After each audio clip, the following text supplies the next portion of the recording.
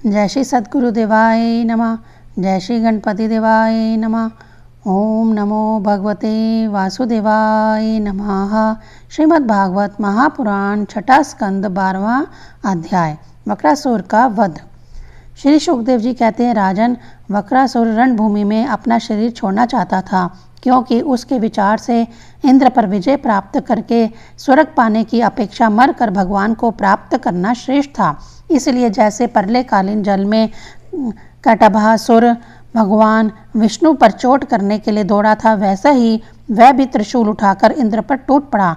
वीर वक्रासुर ने प्रलयकालीन अग्नि की लपटों के समान तीखी नोकों वाले त्रिशूल को घुमाकर बड़े वेग से इंद्र पर चलाया और अत्यंत क्रोध से सिंहनाद करके बोला, पापी इंद्र, अब तू बच नहीं सकता। इंद्र ने यह देखकर कि वह भयंकर त्रिशूल ग्रह और उल्का के समान चक्कर काटता हुआ आकाश में आ रहा है, उसी किसी प्रकार की अधीरता नहीं प्रकट की और उस त्रिशूल के साथ ही वासुकी नाग के समान वक्रासुर की विशाल भुजा अपने 100 गांठों वाले व्रज से काट डाल दी।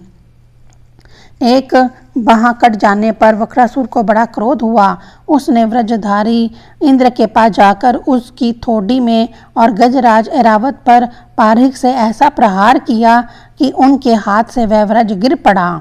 वक्रासुर के इस अत्यंत अलौकिक कार्य को देखकर देवता, असुर, चारण, सिद्धगण आदि सभी प्रशंसा करने लगे, परंतु इंद्र का संकट देखकर वह ही लोग बार बार हाय हाय कहकर चिल्लाने लगे। परीक्षित, वह व्रज इंद्र के हाथ से छूटकर वक्रासुर के पास ही जा पड़ा था, इसीलिए लज्जित होकर इंद्र ने उसे फिर नहीं उठाया। तब वक्रासुर ने कहा, इंद्र, तुम व्रज उठाकर अपने शत्रु को मार डालो, यह विषाद करने का समय नहीं है। देखो, सर्वज्ञ सनातन आदि पुरुष भगवान ही जगत की उत्पत्ति, स्थिति और प्रलय करने में समर्थ हैं। उनके अतिरिक्त देह अभिमानी और युद्ध के लिए उत्सुक आतताइयों को सर्वथा जय ही नहीं मिलती। वह कभी जीतते हैं तो कभी हारते हैं। यह सब लोक और लोकपाल जाल में फंसे हुए पक्षियों की भांति जिसकी अधीनता में विवश होकर चेष्टा करते हैं, वह काल ही सबकी जय पराजय का कारण है।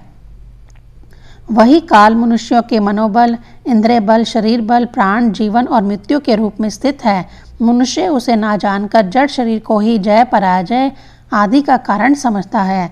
इंद्र जैसे काठ की पुतली और यंत्र का हिरण नाचने वालों के हाथ में होते हैं, वैसे ही तुम समस्त प्राणियों को भगवान के अधीन समझो। भगवान के कृपा प्रसाद के बिना पुरुष, प्राकृतिक महतत्व, अहंकार, पंचभूत, इंद्रियां और अंतःकरण चतुष्टय, यह कोई भी इस विश्व की उत्पत्ति आदि करने में समर्थ नहीं हो सकते। जिसे इस बात का पता नहीं है कि भगवान ही सबके नियंत्रण करते हैं, वही इस परतंत्र जीव को स्वतंत्र कर्ता भोक्ता मान बैठता है। वस्तुतः स्वयं भगवान ही प्राणियों की रचना और उन्हीं के द्वारा उनका संहार करते हैं। जिस प्रकार इच्छा न होने पर भी समय विपरीत होने से मनुष्य को मृत्यु और अपयश आदि प्राप्त होते हैं, वैसे ही समय की अनुकूलता होने पर, इच्छा न होने पर भी उसे आयु, लक्ष्मी, यश और ऐश्वर्य आदि भोग भी मिल जाते हैं। इसीलिए यश, अपयश, जय पराजय, सुख दुख, जीवन मरण, इनमें से किसी एक की इच्छा अनिच्छा न रखकर सभी परिस्थितियों में समभाव से ही रहना चाहिए।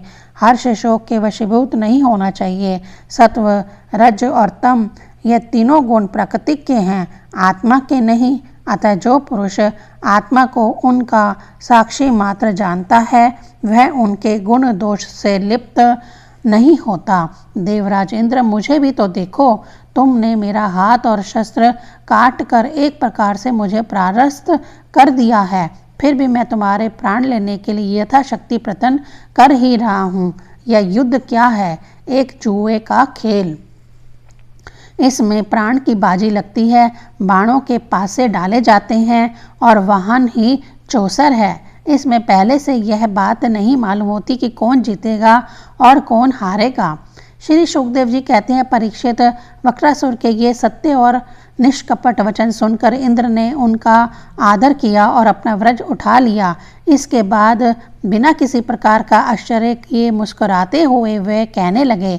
देवराज इंद्र ने कहा, अहो दानवराज, सचमुच तुम सिद्ध पुरुष हो, तभी तो तुम्हारा धैर्य, निश्चय और भागवत भाव इतना विलक्षण है। तुमने समस्त प्राणियों के सहृद आत्म स्वरूप जगदीश्वर की अनन्य भाव से भक्ति की है। अवश्य ही तुम लोगों को मोहित करने वाली भगवान की माया को पार कर गए हो, तभी तो तुम आसुरोचित भाव छोड़कर महापुरुष हो गए हो। अवश्य ही यह बड़े आश्चर्य की बात है कि तुम रजोगुणी प्रकृति के हो तो भी विशुद्ध सत्व स्वरूप भगवान वासुदेव में तुम्हारी बुद्धि दृढ़ता से लगी हुई है। जो परम कल्याण के स्वामी भगवान श्री हरि के चरणों में प्रेम में भक्ति भाव रखता है, उसे जगत के भोगों की क्या आवश्यकता है। जो अमृत के समुद्र में विहार कर रहा है, उसे क्षुद्र गड्ढों के जल से प्रयोजन ही क्या हो सकता है। श्री सुखदेव जी कहते हैं, परीक्षित, इस प्रकार योद्धाओं में श्रेष्ठ महापराक्रमी देवराज इंद्र और वक्रासुर धर्म का तत्व जानने की अभिलाषा से एक दूसरे के साथ बातचीत करते हुए आपस में युद्ध करने लगे। राजन, अब शत्रुसूदन वक्रासुर ने बाएं हाथ से फौलाद का बना हुआ एक बहुत भयानक परग उठाकर आकाश में घुमाया और उससे इंद्र पर प्रहार किया, किंतु देवराज इंद्र ने वक्रासुर का वह परिग तथा हाथी की सूंड के समान लंबी भुजा अपने 100 गांठों वाले वज्र से एक साथ ही काट गिराई। जड़ से दोनों भुजाओं के कट जाने पर वक्रासुर के बाएं और दाएं दोनों कंधों से खून की धारा बहने लगी। उस समय वह ऐसा जान पड़ा मानो इंद्र के वज्र की चोट से पंख कट जाने पर कोई पर्वत ही आकाश से गिरा हो।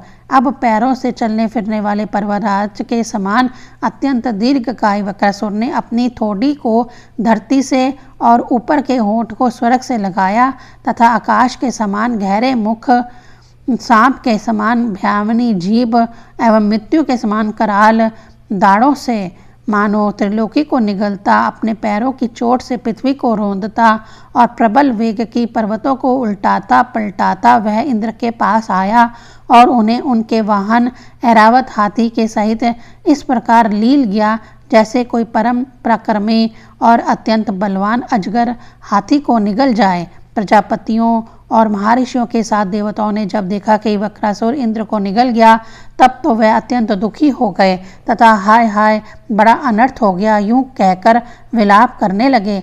बल दैत्यों का संहार करने वाले देवराज इंद्र ने महापुरुष विद्या यानी नारायण कवच से अपने को सुरक्षित कर रखा था और उनके पास योग माया का बल था ही।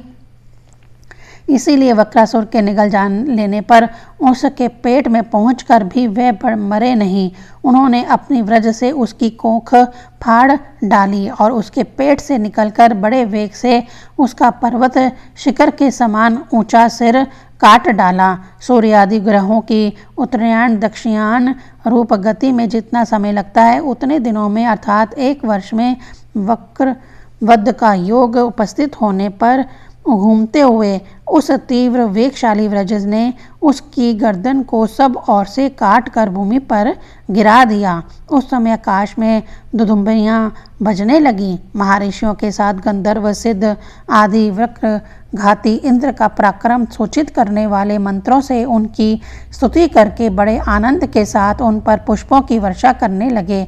शत्रुदमन परीक्षित, उस समय वक्रासुर के शरीर से उसकी आत्मज्योति बाहर निकली और इंद्र आदि सब लोगों के देखते देखते सर्वलोक आतीत भगवान के स्वरूप में लीन हो गई। 12वां अध्याय संपूर्ण। ओम नमो भगवते वासुदेवाय नमः।